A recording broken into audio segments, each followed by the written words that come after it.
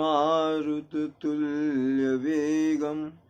जितेन्द्रियं बुद्धिमतां वरिष्ठं वातात्मजं वानरयूथमुख्यं श्रीरामदूतं शरणं प्रपद्ये। बड़ों को प्रणाम, छोटों को स्नेह और आशीष। मैं हूँ राजेश त्रिपाठी और आप देख रहे हैं मेरा चैनल धर्म दर्पण।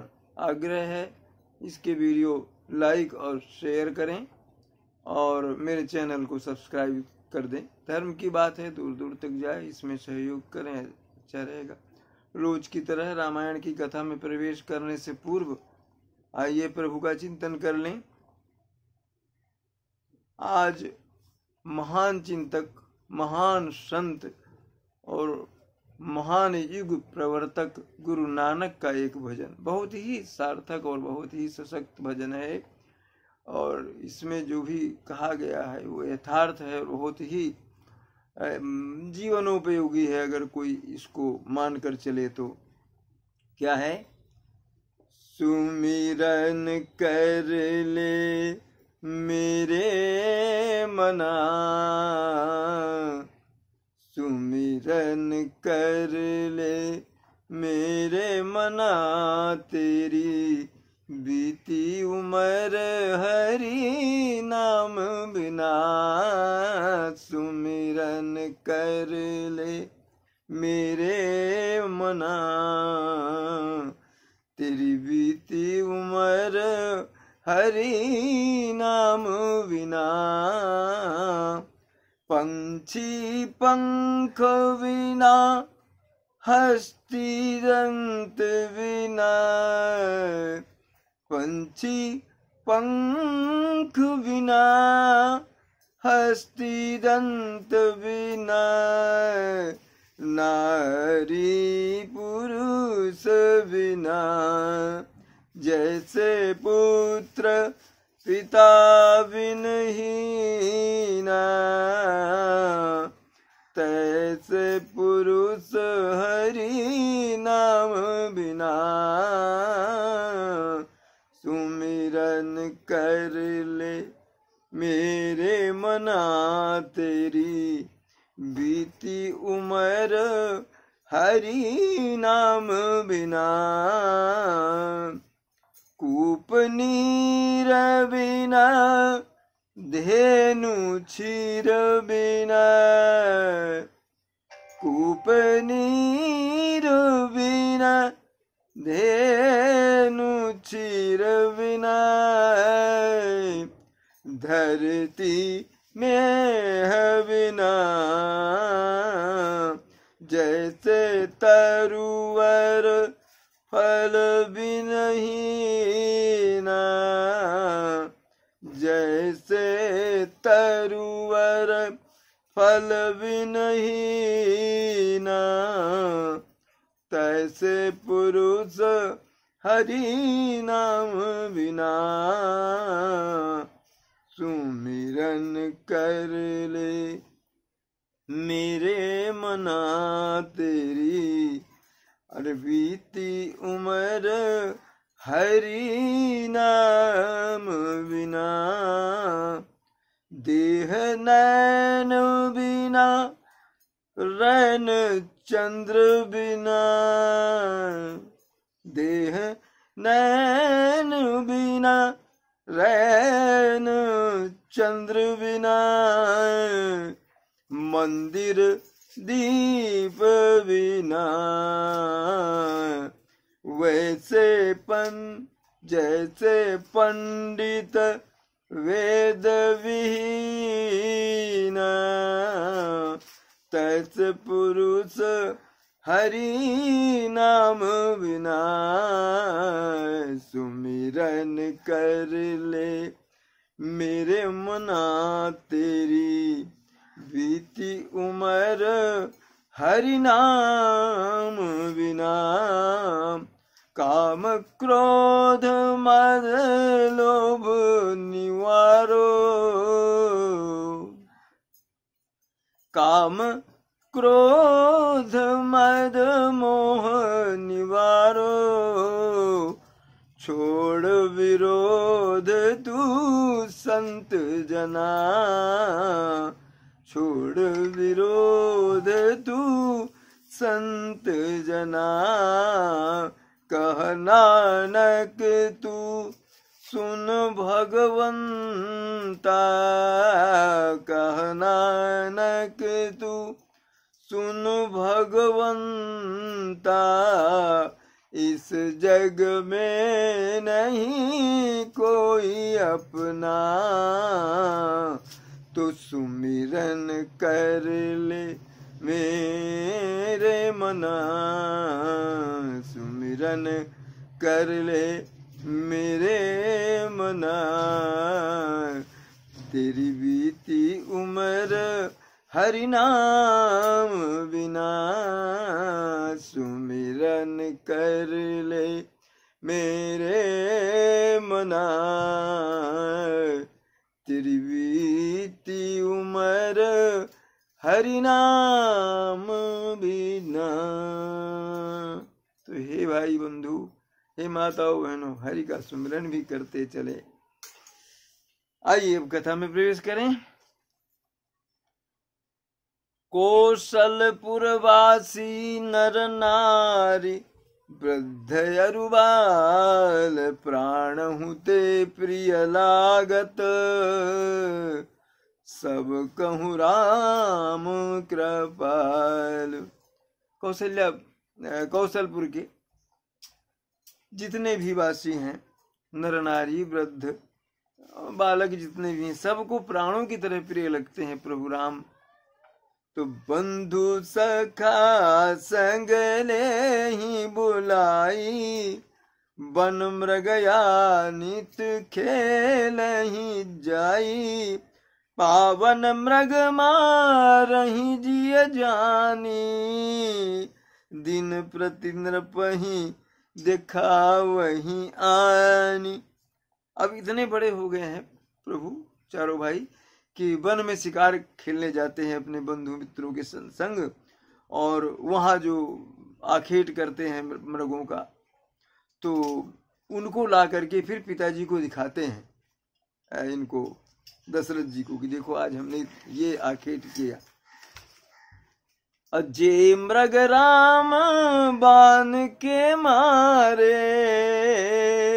अरे क्या बात, ते तनु तजी सुरलोक सिधारे, अनुज सखा संग भोजन करही, मातु पिता आज्ञा अनुसरही। जो मृग प्रभु राम के बाणों से मारे जाते हैं वो सीधे सुरपुर सिधारते हैं।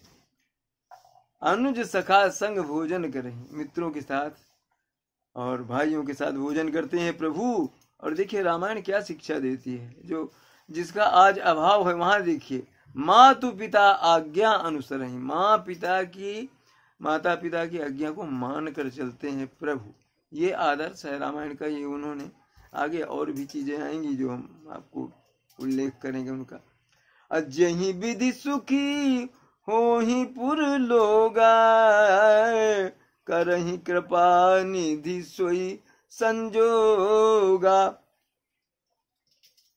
वेद पुराण सुनहि मन लाई, आप कहीं अनुजहि समझाई।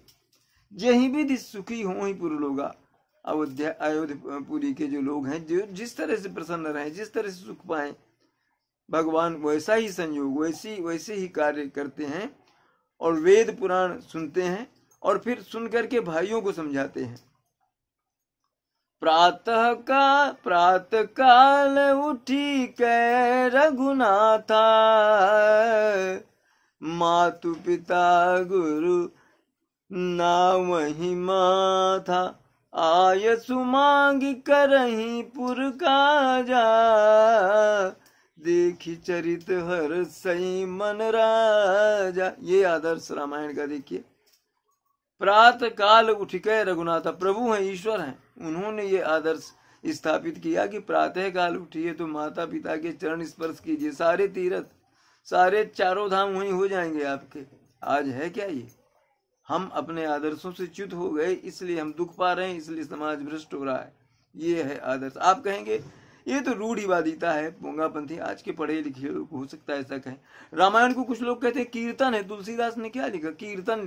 कीर्तन सारे जीवन का दर्शन है। इसमें भाई के प्रति भाई का क्या कर्तव्य है, माता के पिता के प्रति। ये देखिए, प्रातः काल उठ के रघुनाथा, प्रभु भी ऐसे करते। मैं यहाँ व्याख्यान नहीं दे रहा, क्योंकि ऐसा आया संयोग और ऐसा जिक्र आया, इसलिए मैं कह रहा हूँ कि ये चीज है, इनका अभाव होता जा रहा है। इसलिए पुत्र और पिता और माता और पुत्र में जो विभेद और जो दूरियां बढ़ रही हैं, ये नहीं होनी चाहिए। समाज में समरसता और बड़ों का आदर बहुत जरूरी है।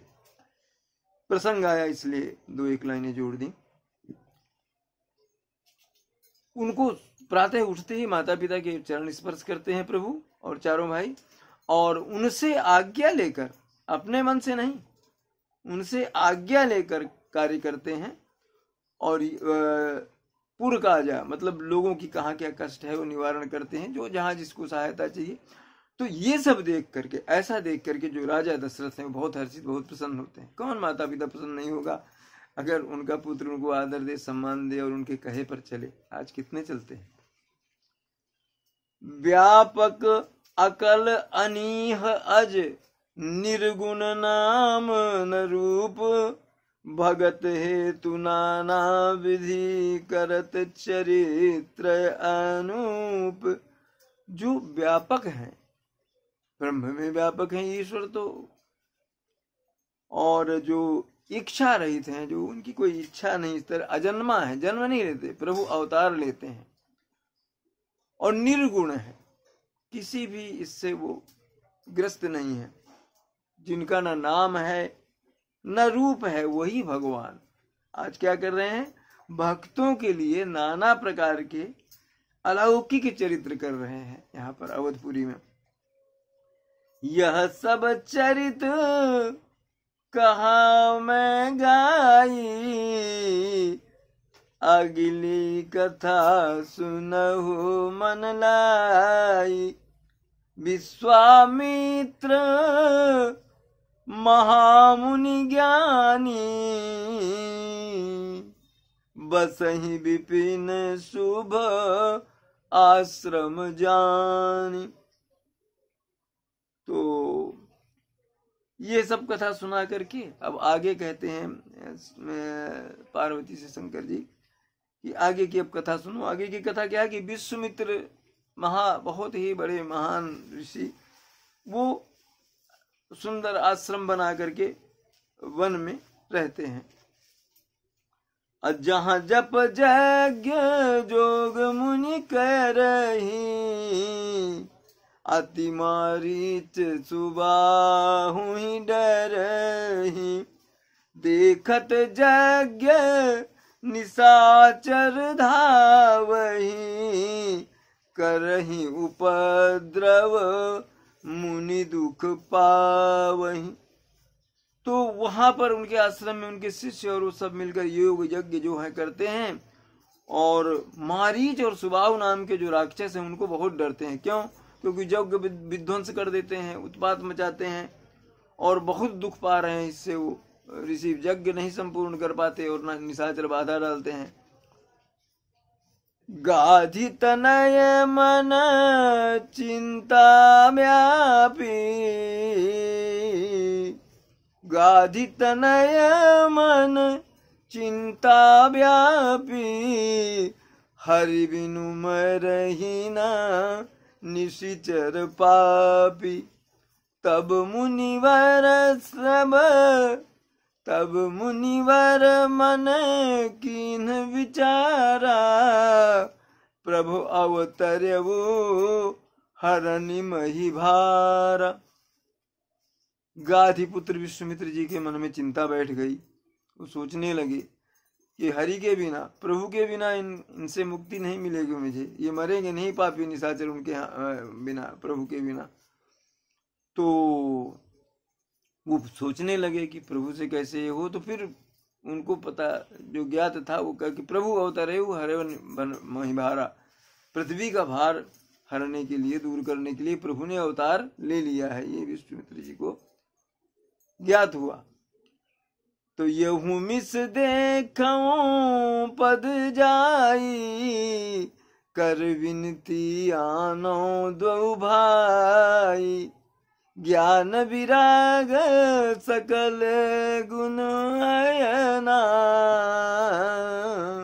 सो प्रभु मैं देखब भरी नयना। उन्होंने सोचा चलो इसी बहाने चलें, प्रभु के चरण कमलों के दर्शन भी हो जाएंगे, और विनती करके मैं राजा से दशरथ से दोनों भाइयों को ले आऊंगा। ज्ञान विराग सकल गुण अयना, ज्ञान वैराग्य और सारी तरह के गुणों के जो भंडार हैं प्रभु, उनको मैं अपने इन नयनों से, इन नेत्रों से निहारूंगा, देखूंगा, उनके दर्शन करूंगा। पुलकित हो रहे हैं विश्वामित्र। बहुविधि करत मनोरथ, जात लागे नहीं बार, करी मज्जन सरयू जल गए भूप दरबार। इसी तरह का चिंतन कर रहे हैं विश्वामित्र जी, ऐसी इच्छाएं कर रहे हैं और चल पड़े अयोध्यापुरी की तरफ। तो उसके पूर्व सरयू में उन्होंने स्नान किया और फिर जाकर के राजा दशरथ के दरबार में पहुंच गए विश्वामित्र मुनि। मुनि आगमन सुना जब राजा, मिलन गयो ले विप्र समाजा, और करी दंडवत मुनि सन्मानी, निज आसन बैठा रहियानी। तो जब राजा ने सुना कि विश्वामित्र जी आए हुए हैं, तो आगे बढ़ करके वो गए उनको स्वागत करने, विप्र समाज के साथ, ब्राह्मणों को साथ में लेकर के दंडवत किया और उनका सम्मान किया, सत्कार किया, और उनको ला करके अपने आसन में, अपने सिंहासन में बैठा दिया राजा ने। चरण पखारी कीन अति पूजा, मौसम आजु धन्य नहीं दूजा, विविध भांति भोजन करवावा, मुनिवर हृदय हर्ष अति पावा। तो उनका चरण पखारा उन्होंने, चरण धोए मुनि के राजा दशरथ ने, और कहा कि मैं बहुत धन्य हुआ मुनिवर कि आप मेरे यहाँ पधारे, मेरे से बड़ा भाग्यशाली तो आज कोई है नहीं। विविध प्रकार के व्यंजन जो भी है उनको दिया भोजन के लिए राजा ने, और मुनिवर हृदय हर्षित पावा, मुनि भी इतना आदर सत्कार पा करके विश्वामित्र मुनि भी बहुत ही प्रसन्न हुए। अमुनि चरणनि में ले सुतचारी, राम देखी मुनि दे विसारी, भय मगन देखत मुख शोभा, जनु चकोर पूरन ससीलोभा। तो प्रणाम किया राजा ने, उनका सत्कार किया, और फिर चारों भाइयों को, राम लक्ष्मण भरत शत्रुघ्न को मुनि के चरणों में लाकर ये कर दिया, प्रणाम करवाया। तो राम को देखते ही तो विदेह हो गए, अपने देह की सुधि नहीं रही मुनि को।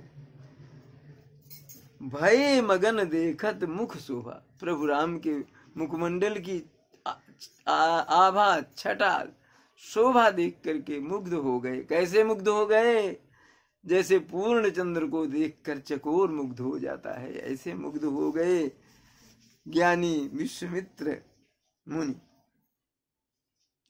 तब मन हरसी बचन कहराऊ, मुनियस कृपा कीन नहीं कहू, अकेहि कारण आगमन तुम्हारा, कहु सुकरत न लावऊं बारा। मन से प्रसन्न होकर के राजा दशरथ ने कहा कि ऐसी कृपा तो मुझ पर किसी ने नहीं की कि मेरे दरबार में आकर के मुझे दर्शन दे। आपने किया, बहुत मैं खुश हुआ, प्रसन्न हुआ।